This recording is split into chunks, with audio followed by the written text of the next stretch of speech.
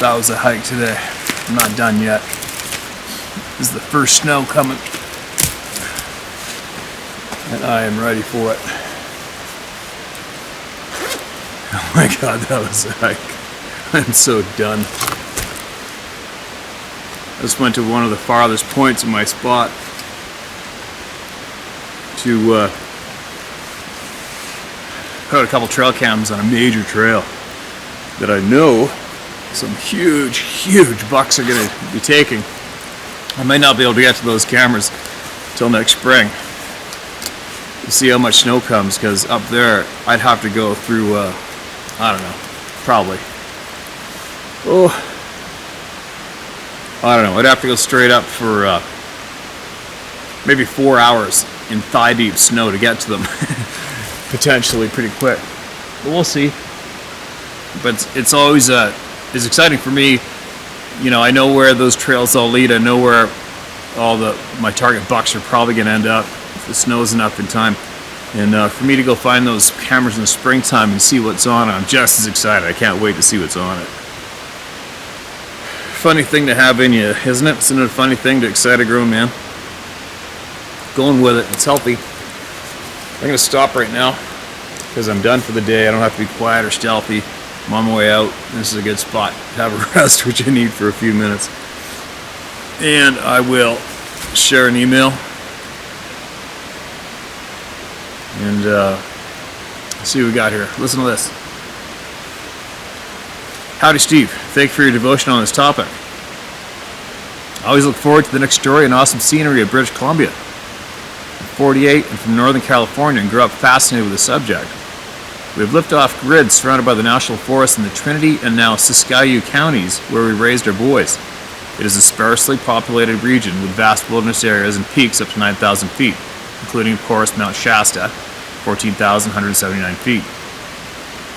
We are a few hours from the Patterson footage site, which is just up the road from where David Plaitis has done research and written books on the matter. Here are some experiences I've had. On 2 separate occasions, I was on the far side of my off-grid ridgetop property, which is in the deep Douglas and white fir, cedar, and pine forest, with the nearest neighbor nearly 2 miles away. I was alone, working, and started hearing a heavy breathing and territorial-sounding snorting and grunting noise. It had an evil and menacing tone and was deep and guttural. At first, I figured it would be a bull Roosevelt elk. It made me tremble, and I became extremely unsettled, panning around through the woods, seeing nothing, and the more threatening the sound got, the more frantically I tried to see where it was coming from. It seemed to be directed right at me. My eyes seemed to blur as panic set in, and I felt paralyzed as time slowed down, which made me feel as if I was drugged. My gut reaction was very strange. I grabbed the nearest, biggest dead fir branch and began swatting the ground as hard as I could while stomping my feet and yelling like an ape. I was scared shitless. My instant primate-like response still puzzles me. Perhaps I was instinctively standing my ground. What happened twice and both times were nearly identical. No visual nor tracks. Another incident was around 2 a.m. or so, and my wife and I awoke to what sounded like a gigantic piece of hardwood. Perhaps a madrone, judging by the dense reverberation, pounding another hardwood right outside our house. Our 4 fearless mountain dogs, which routinely fend off bears and mountain lions, didn't make a peep. We sat in bed terrified. The noise was incredibly powerful. On 2 other occasions, we heard a loud whoop whoop just outside our house, both at night. Once while our generator was running, and the other time when my son was taking a leak off the front porch and came back in and said, "Dad, I think I just heard a Bigfoot." A neighbor and law enforcement family up on our right ridge texted me some pictures of huge footprints in deep snow a few inches back. They were 6 to 8 feet apart. He was on snowshoes and followed the tracks a ways until I became very uncomfortable and turned back. One time I decided to sleep outside and enjoy the stars. A howling began, which sounded about 2 miles up the creek valley in front of me. It was so loud and powerful that I could hear it echo in and out of every side gulch and canyon up and down the creek valley. I slept inside the rest of the night. The next howling occurred when I was outside my hot tub around 10 p.m. It too echoed in and out every ravine up and down the creek valley, 1,000 feet in elevation below a ridge and at least 2 to 3 miles away. On yet another occasion, I was in the woods just downhill from our place and started hearing branches snap as if being grabbed and pulled. It had a methodical sound and happened 5 times in a row. The rest of the woods were silent. I focused my attention to where it was coming from. Downslope in the woods from me, and a creepy bark rang out from where I was staring. The bark was directed right at me. It was not a dog. The nearest other dogs were at least 2 miles distant. It also had a menacing tone and was definitely not a canine. It creeped me out big time. My wife and I also had an orange orb follow us while on a walk one night. The orb shrunk and disappeared when we turned around and looked at it. Another time I was at a remote waterfall and swimming hole in Sierra County where I'd lived and had a feeling of being watched. A putrid odor came down the canyon which smelled like cattle trailer full of cow shit. It was overpowering. I was very uneasy and got the hell out of there. Gold miner friends of mine in the area had also been having experiences in the same canyon and referred to it as the breather. One last incident happened in Nevada County, California. I was approximately 3 miles up a canyon trail sleeping next to a swimming hole in a river. I awoke in the middle of the night to the silhouette of a figure in the darkness about 10 yards downstream from the gravel bar I was sleeping on. I yelled out, "What the F?" and it ducked down behind a large boulder. I quickly packed up my stuff and hiked back out 3 miles in the dark to my truck, code brown. Those are my experiences, Steve. Please let me know if you would like some help on any construction projects. I'm a general contractor and I would like to come visit my uncle in BC. Stay alive out there, Jason Batchelor. Well, thanks, Jason. Thanks for that email. And here you go. How common is that? How frickin' terrifying is that? I don't care who you are. Nobody wants to hear that shit. And it's basically every human being's worst nightmare to hear that shit, right? It's kind of funny. Last night I was stressing myself out about my hike this morning. And then, I don't know why. Sometimes I can just creep myself out, especially after reading everybody's emails, often. And it just makes me relive every single moment I've ever had where I had the living shit scared out of me, and especially that thing looking at me. But I'm not sure, for me, I'm not sure which wasn't as terrifying as the walkout was. When I seen that thing at first, I didn't know what it was, thought it was a guy. It's a perfect silhouette, so I didn't really have time to, I didn't see the facial features, and I think it's probably a good thing at that age I didn't. But as soon as it got out of my, deliberately got out of sight of me and disappeared into the darkness 15 yards from me, dead. I mean, you could hear a mouse fart from 50 yards away. It's so quiet. And that was when the terror kicked in, and it was terrifying walking out. But that other time when I had 2 of them, one pounding on a tree above me on this angle, and one pounding on a tree above me there when I was trapping wolves years back, very solo and very remote.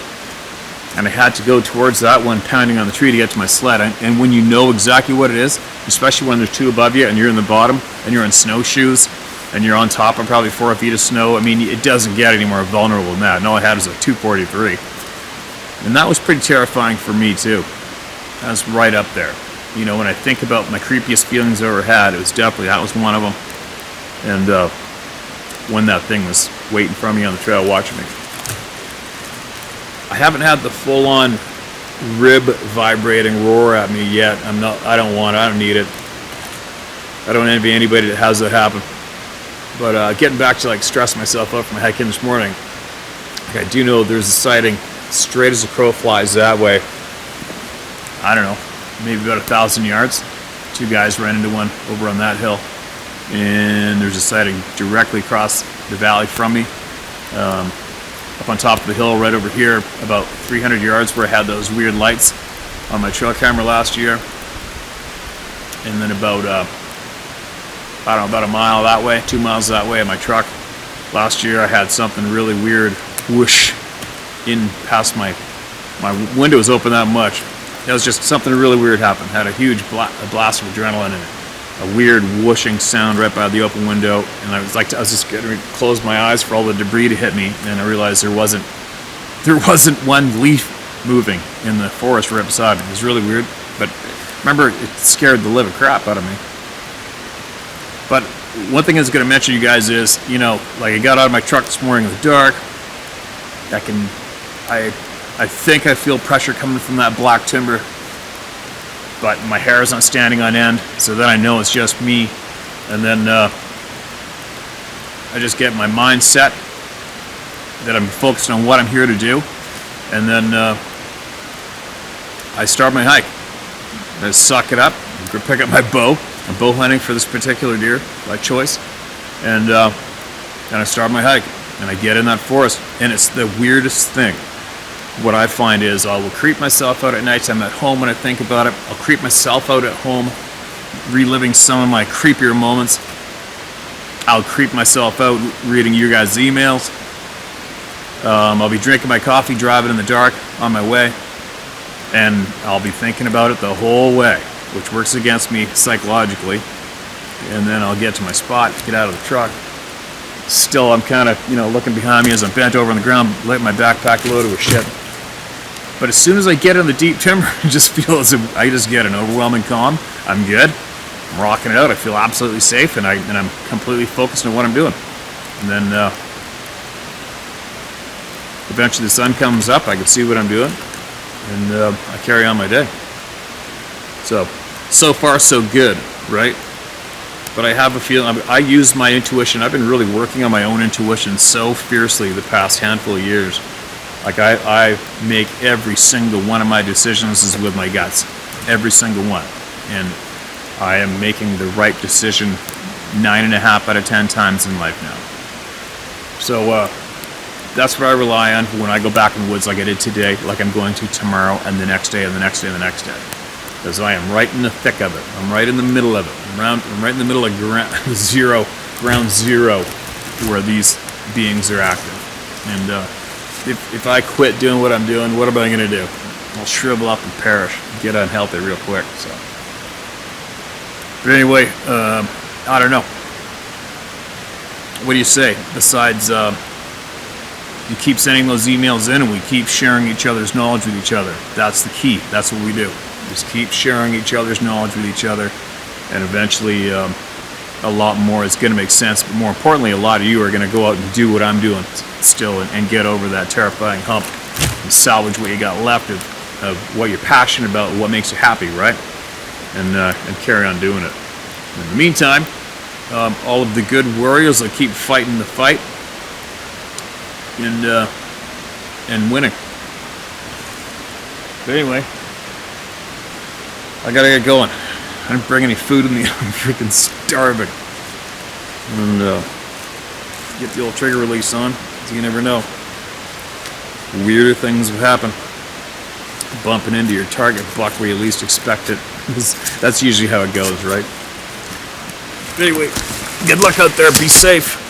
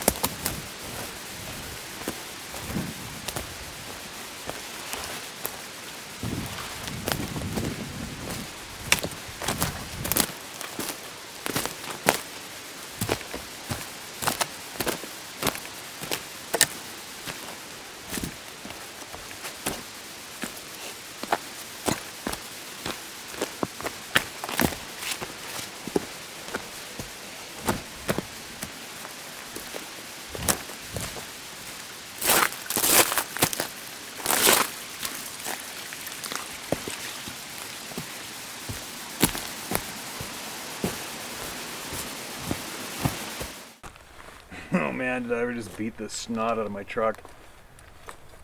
Ouch. I went up a road, I don't know where I am, somewhere between Whistler and British Columbia, Squamish, British Columbia. And I went up a road I've never been up on. And then it started getting a little obvious there wasn't any vehicles up it ever before. I didn't have a quad with me. You know, the curiosity factor in me anyways drives me nuts, and I gotta see what's up over that hill. And then of course all the willows started growing in on the road, and I kept on going anyway. Whatever. The trucks are for, right? Trucks are trucks. The trucks aren't meant for being pretty on the pavement. The trucks are meant for using. But anyway, I'm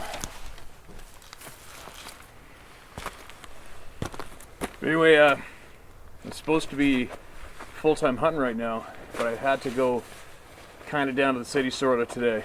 Took a day off, and I think I got tomorrow off, and then I'll be at it full-time. There's a pile of snow coming, so I'm not too upset about missing today and tomorrow. It's turning into freezing cold temperatures, and it's crystal clear out, so it's just going to be absolutely frozen and crusty and crunchy in the timber, and the snow hasn't driven the guys I'm after down yet, but they're coming. So I'm going to read a couple more emails here while I can. Why not, right? And then I'm going to put my spot scope and check out an old the Christmas tree patch across the valley there for last light, for the hell of it. See what happens. I like seeing new zones, you know.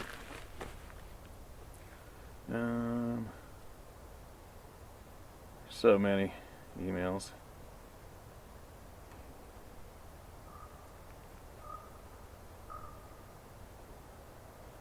All right, there we go. Listen to this one.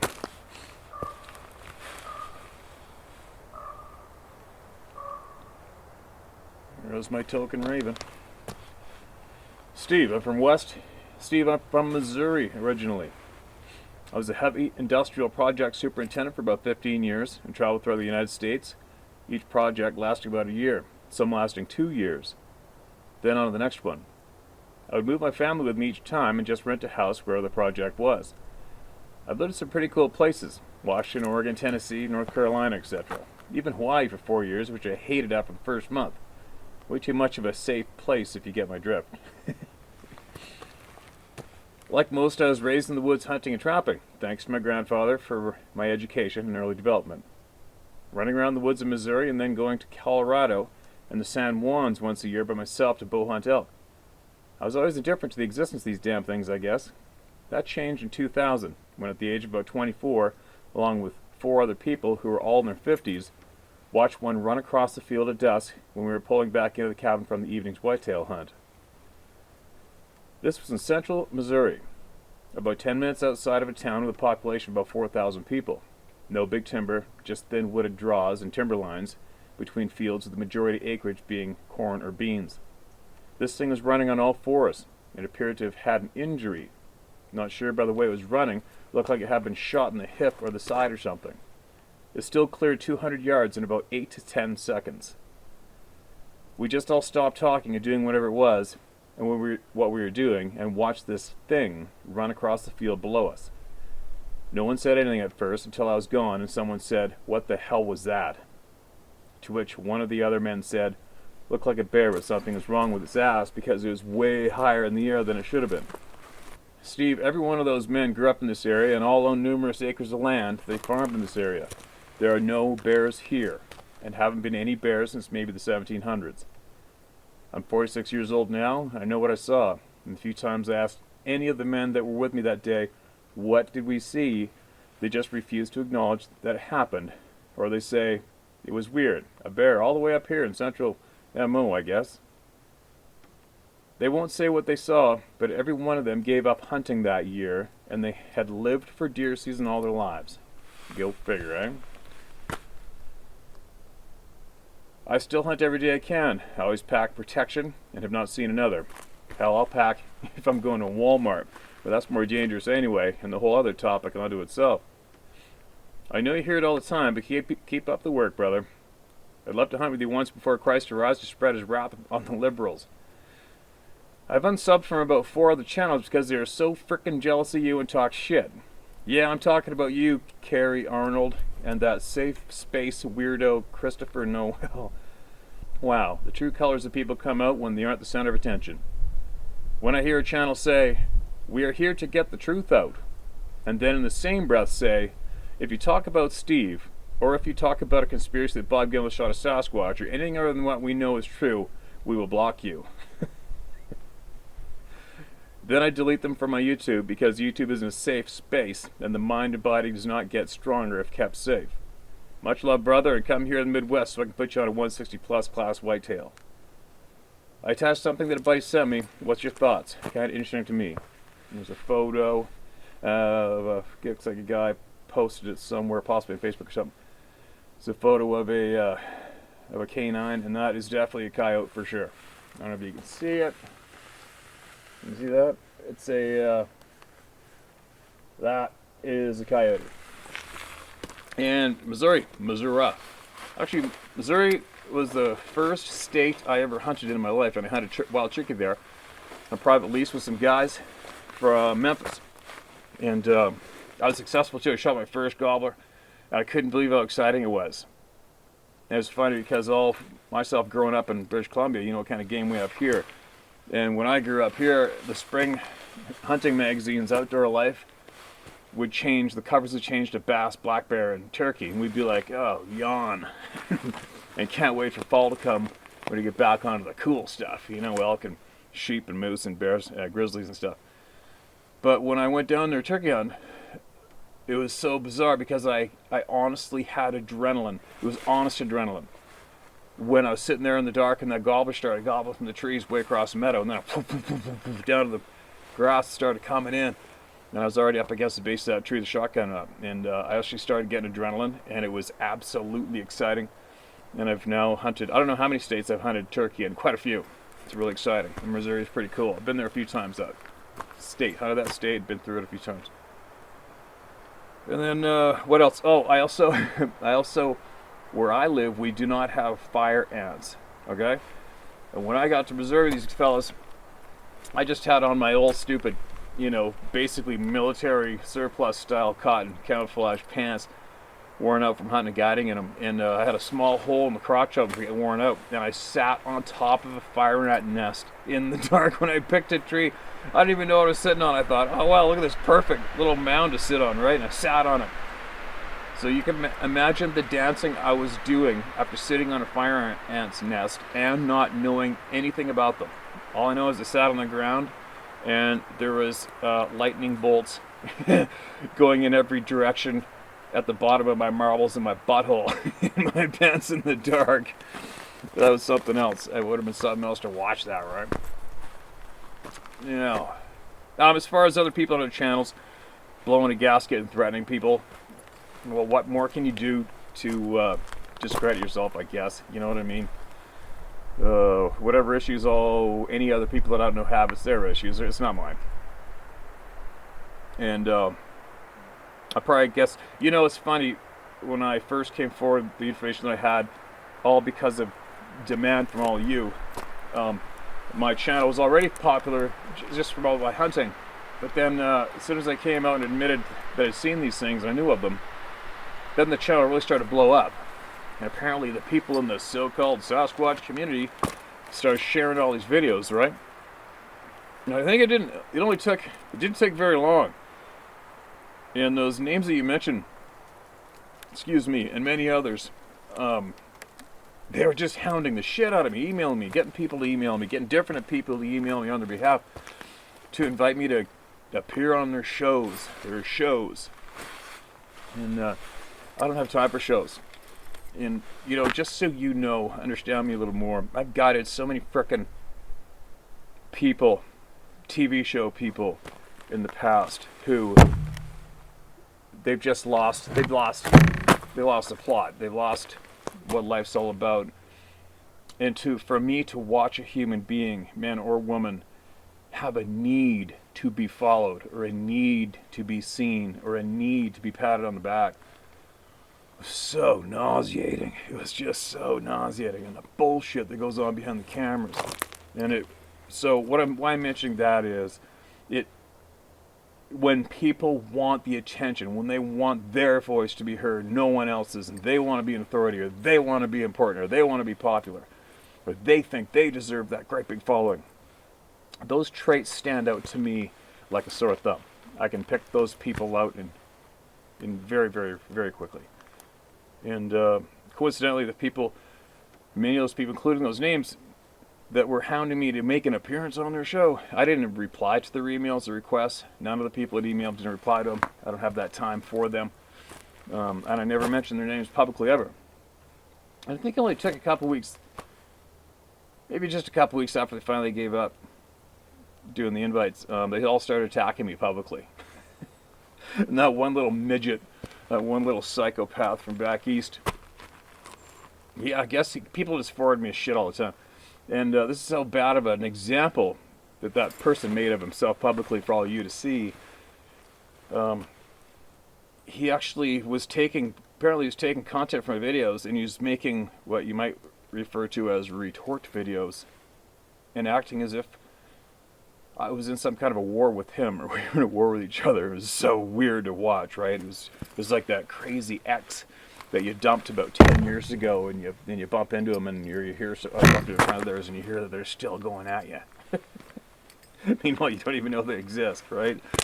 It's kind of peculiar, but it says a lot, and it's a blatant, easy example of what the Sasquatch Bigfoot community is as a whole on average.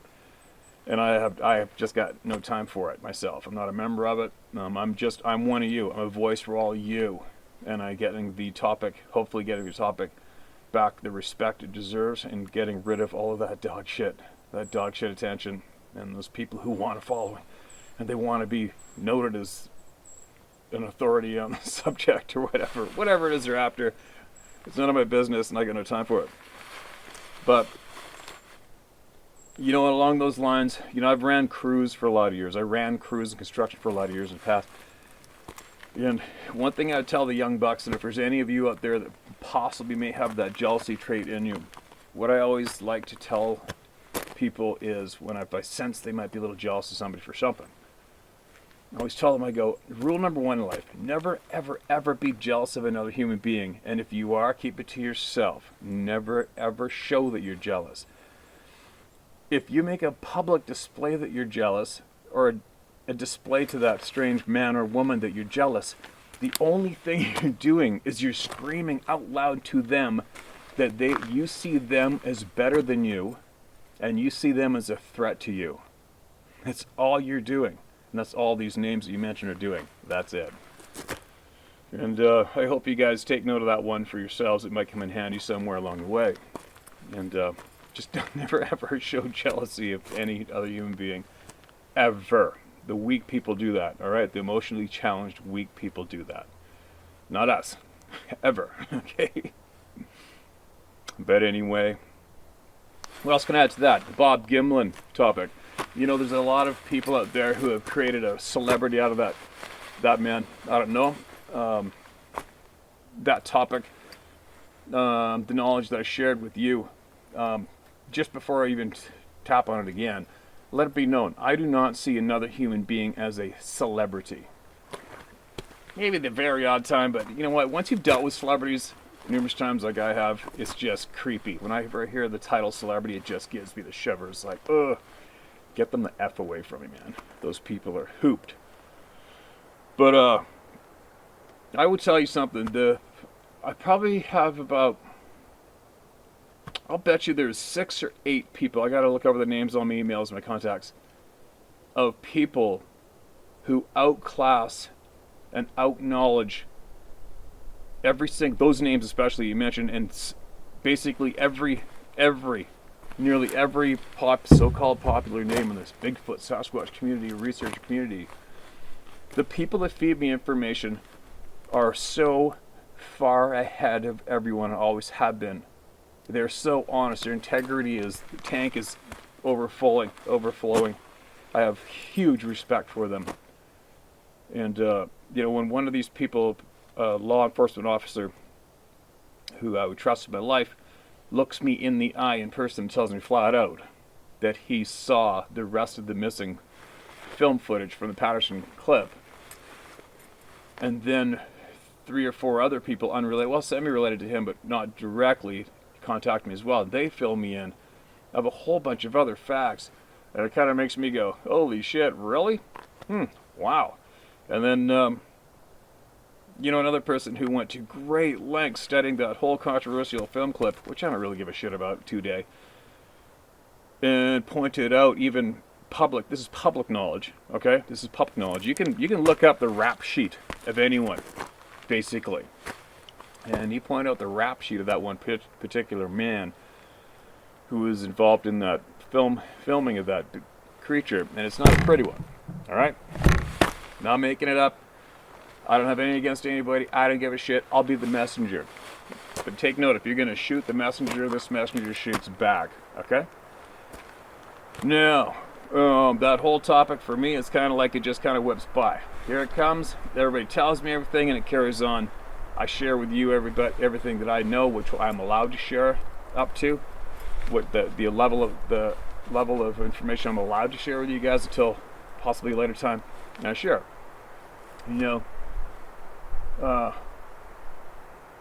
Very, very credible people. Hopefully one day everybody gets brave enough. I'm sure they will. As soon as this COVID thing goes away and I can cross the border, then we'll make some more headway on that topic later on. But as for now, we're just going to have to keep it dormant until that time comes, and I have some meetings to do with some people. Now, they have assured me that numerous pieces of the dead Sasquatch beings shot, the majority went to Russia. That's what I can tell you with confidence, and that's what I was told, and I trust these people with my life. The majority of the pieces went to Russia. Some are still here. All right, and the people that have them are on the fence about whether or not they're going to show and share through me or not. They probably will. I'm not losing any sleep over it because, let's face it doesn't really matter. The DNA's been delivered numerous times. When I first tackled this topic publicly, as you know, I can't stand the bullshit. I can't stand douchebags. I can't stand liars. I can't stand people that try to control, manipulate, and suppress others. I have zero tolerance for them, and I'll fight every one of those types to the death if I have to. All right? That's the way I feel about that. Now, but it is kind of sad. It wouldn't matter those names you mentioned or anybody else. If there's anybody in the world, could you imagine if I pulled that on you guys? If I said, okay, I said to you on my YouTube channel, if any of you say this or mention that name or say that on my channel, I'm going to block your ass. Really? Wow. Could you imagine if I did that to you guys? But anyway, I guess I'm giving those people a little bit too much time, my time right now, on your time, aren't I?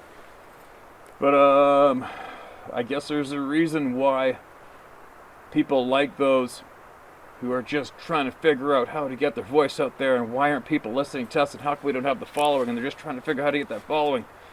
And then you see some outspoken asshole like me who doesn't give a shit what they think, possibly create the following they've been wanting all their lives. I don't know, I haven't a clue, don't care. But I guess that's enough to bring out the true demeanors, is it not? And furthermore, with all of you, with anybody, any topic, isn't it sad how popular it is today?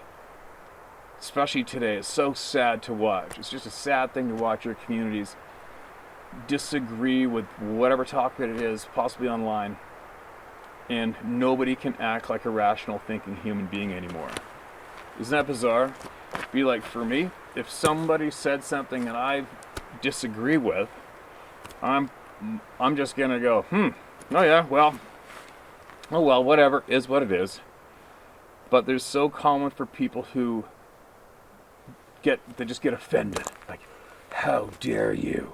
About something you may have said, or your stance on a topic, and they will go absolutely emotional ape shit. As in, some people go, that's it, I'm done, I'm unsubscribing.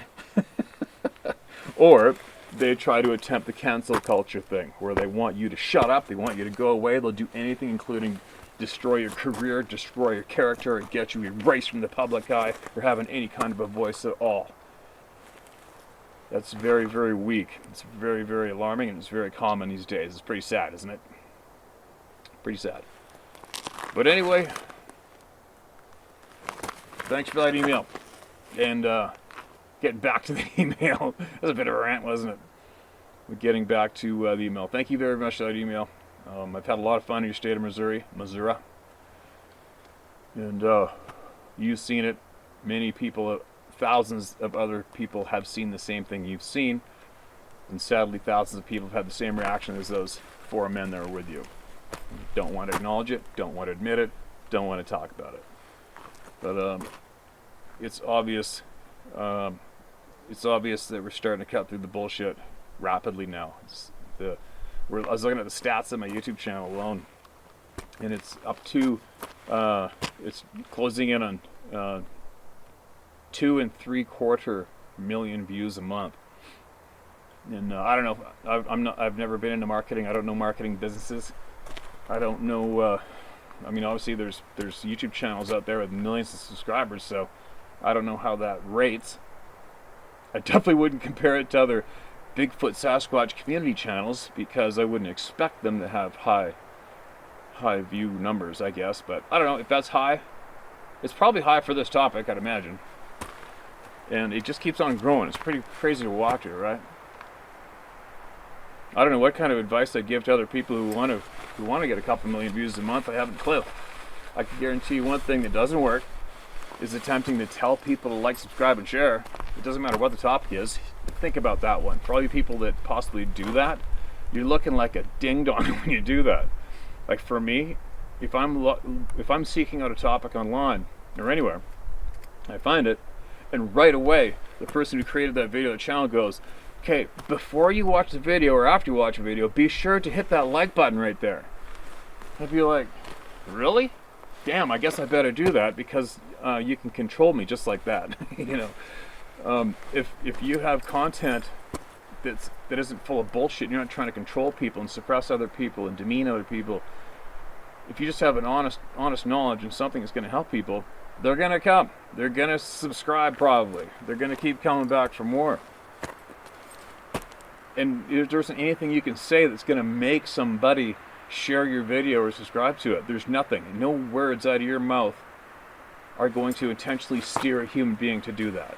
Okay? They're just not.